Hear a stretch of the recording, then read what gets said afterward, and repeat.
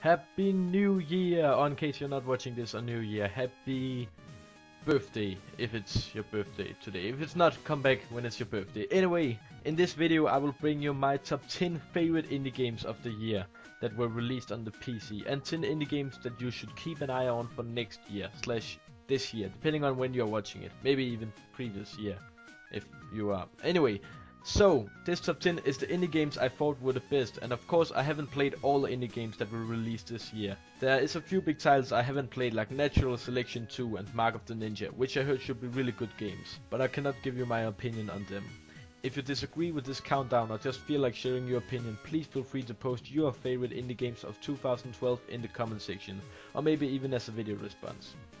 I've chosen not to include games that are still in beta. This is only games that were finished this year and are available on the PC. So no Journeys, Spelunky or Fizz or any of those 360 games, cause I don't have a 360.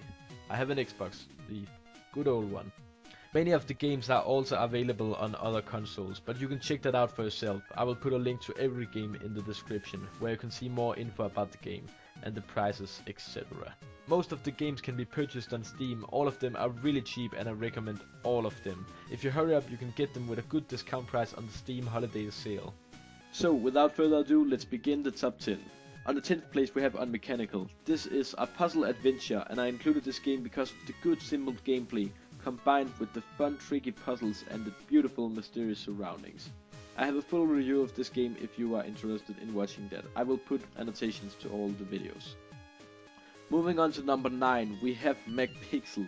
This is a point and click adventure game, and it's probably the craziest, most unpredictable, messed up, fun point and click adventure game I have ever played. I also have a full review of this game that you can check out if you wanna know more, but this game is great. Number 8, Thomas Was Alone. This is a 2D platformer with good gameplay and beautiful music. There are 100 levels where you control many different figures with different abilities. But what makes this game brilliant is the story and amazing narration. You really feel connected with the simplistic characters, and there are always situations and persons in the game that you can relate to. It's really fun listening to the story, and I enjoyed it so much. It is a pretty short game, but definitely worth the money. This was how Claire would die. She knew it would happen eventually. She was rubbish at jumping, and she moved slowly. She felt a little like her continued existence was breaking some kind of natural order. The crumbling pillar was a dramatic death, she supposed. Wait, what? Claire couldn't shake the feeling that she was not, in fact, dead. It was at that moment that Claire realised she had superpowers! Number 7, Super Hexagon. This game is super addictive with awesome simple gameplay, and it's really cheap. This is probably the most addictive game on the list.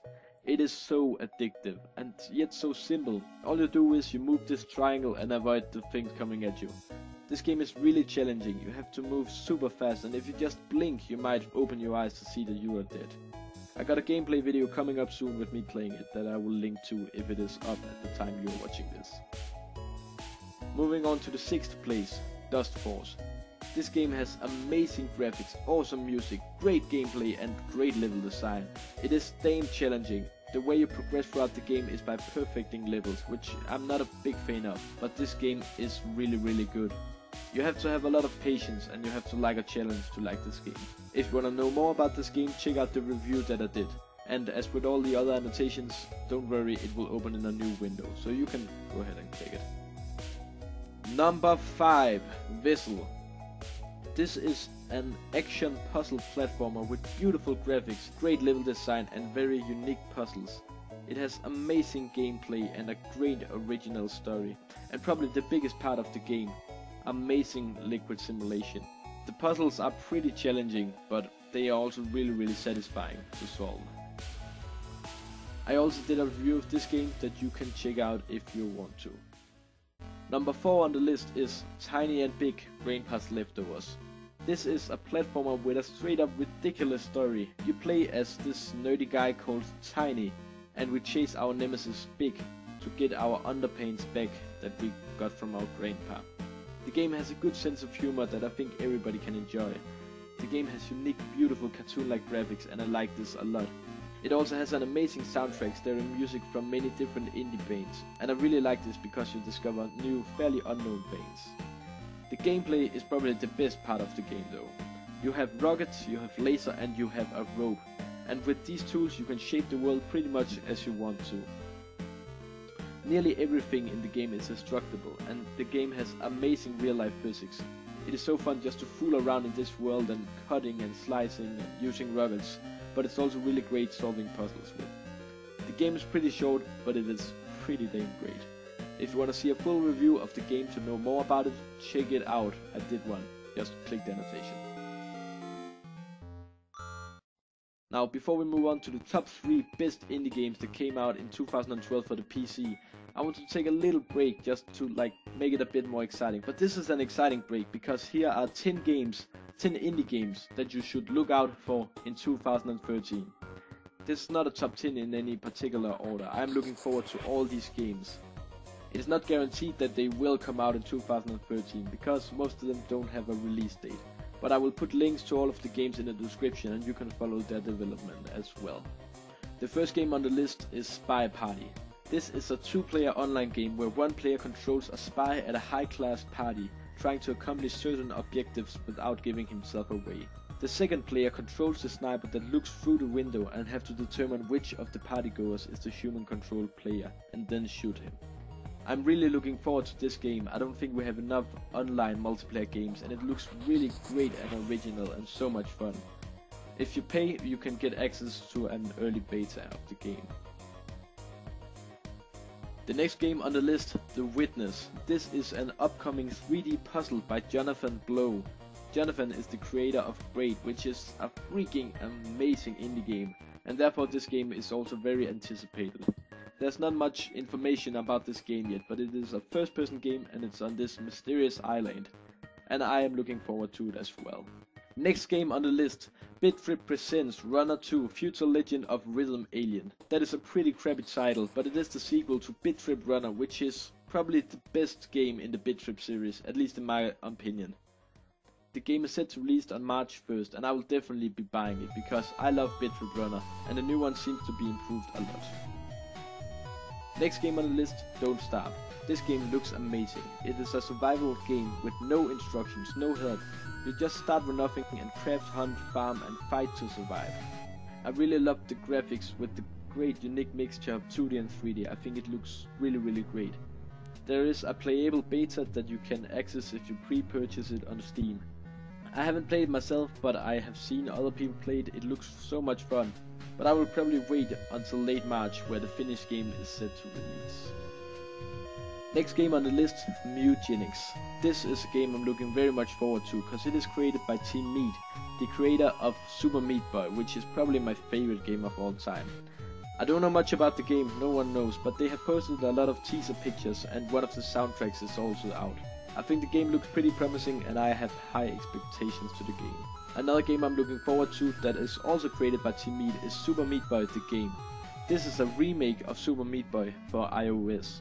They have promised that this is not gonna be like a crappy remake where they just take the PC version over to the iOS. This is like they make it all from the beginning. It's like a new game designed for the iOS. I don't have anything to play it on, but I'm definitely gonna borrow an iPad from one of my friends to play it. And I think that this is a game that all iOS users should be excited for. The next indie game you should look forward to in 2013 is The Binding of Isaac Rebirth. This is being made by half of Team Meat, Edmund Macmillan. I really don't know how he has time to make that many games at once. But The Binding of Isaac is an excellent game. I chose it as the 3rd best indie game last year. And I think that this is something that all the Binding of Isaac fans are excited for. And I also think that people that haven't played The Binding of Isaac before should be just as excited. The next game you should look forward to is not from Edmund, nor from Team Meat. This game is called Wildfire Worlds. It is a simulation game that takes place in this cute paper toy society, and I really love the graphics. The point of the game is to make chaos, destroy the city and watch it rebuild and then destroy it again. I love the idea and I'm really looking forward to this game. You can purchase a paid alpha version of the game January 11th, 2013. Bro 4 sounds like some PewDiePie shit, but it is the next game on the list and I'm really excited for this. I really like the description on their homepage, so I'm just gonna read that up. A ridiculously violent platform game about being awesome action heroes from the 80s and 90s while slaying satanic terrorists and aliens while unraveling an evil plot to destroy the planet while dealing with being awesome action heroes from the 80s and 90s. This game is recommended for playing local 2-player co-op, but you can also play alone, and there should be online multiplayer in the finished version, which I'm looking forward to. The game is gonna have lots of unlocks, better graphics, more destructible terrain, and there is a free prototype you can try right now. Try it. I haven't tried it, but go ahead. And the last indie game that I'm looking forward to in 2013 is Perspective. This game looks brilliant. The way they combine 2D and 3D animation is genius. People have been playing with the idea before, but I've never seen it like they have done it. This is like first person combined with 2D platforming. I am really excited for this game.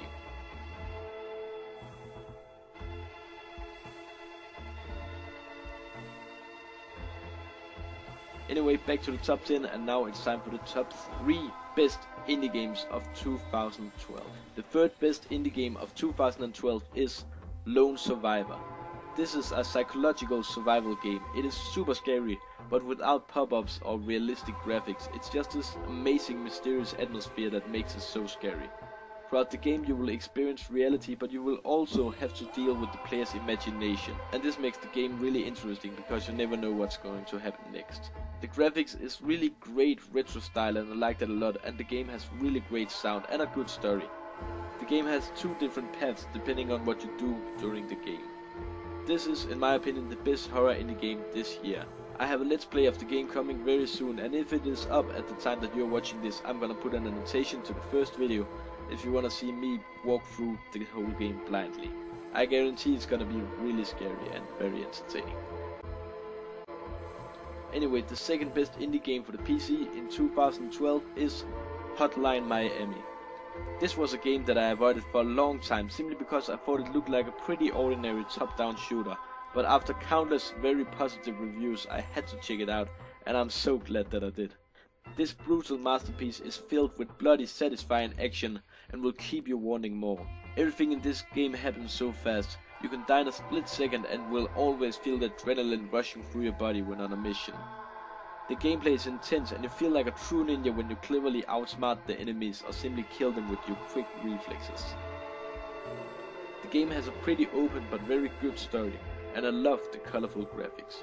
During the game you will unlock new weapons and animal masks that can give you special abilities. The game is relatively short, but I can see myself playing this over and over again, and I haven't even mentioned the soundtrack. The music in this game, it's goddamn good. I love it. It's really good. The game has a few crashing bugs, but it is overall an amazing game. It was really hard to decide whether this should be on the second or first place, because the top 2 games of this year are so different and both do a brilliant job within their genres. But even though Hotline Miami is amazing, I just fell in love with this next game and I see myself spending so many hours on it. The best indie game of 2012 made for the PC is FTL Faster Than Light. You probably already heard a bit about this game. It was funded on the Kickstarter, and since it came out it has gotten massive success, and I can understand why. This is a game I also avoided for a long time because I simply thought it looked boring and confusing, but the first time I played it I was hooked on it and now I can't stop playing it. It's a roguelike spaceship simulation game. If you're unfamiliar with the term roguelike, it means that every playthrough is randomized. When you die you have to start all over. Everything you just build up is lost, but each playthrough will be a unique experience, and because you don't know what to expect, everything is goddamn exciting. This game is really addictive and you really get sucked into the universe and really care about what's happening. The gameplay is very complex and strategic. You are the captain and give orders to your crew, manage the ship and attacks. You upgrade your ship and you can unlock new ships that you can select from start. You travel around the galaxy and each encounter will have multiple solutions, and you'll be forced to make tough choices during the game. Your goal is to move from exit to exit, but not too slow cause then the rebels will catch you, and not too fast either because when you explore you can get good upgrades or maybe get killed by another ship. The game is very text based and requires reading, but I don't mind this and I think it's really exciting. In my opinion this is the best indie game of 2012. I recommend all the games you have seen in this video, but if you're only gonna buy one game, then you should buy FTL Faster Than Light, because this game, it is really good. Thank you very much for watching this New Year special episode. I hope that you enjoyed, because it took pretty long time to make. I would really appreciate your support if you would take a moment to like this video, maybe even favorite if this is like one of your favorite videos. If you want to see more videos from me, make sure that you hit that subscribe button if you didn't already. I will see you next time. Catch ya later.